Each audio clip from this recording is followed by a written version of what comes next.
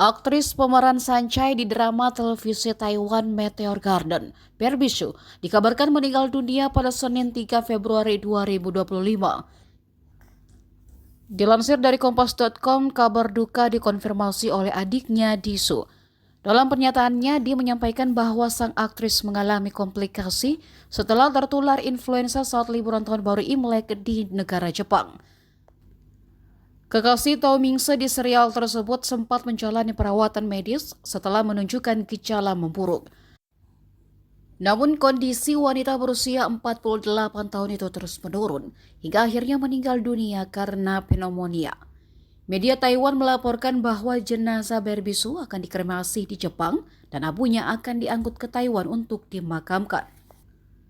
Barbie Hsu meninggalkan seorang suami asal Korea Selatan, penyanyi dan DJ Ko Jun Yeop, serta seorang putri berusia 10 tahun dan seorang putra berusia 8 tahun yang merupakan anak bersama mantan suaminya, seorang pengusaha Cina Wang Xiaofei.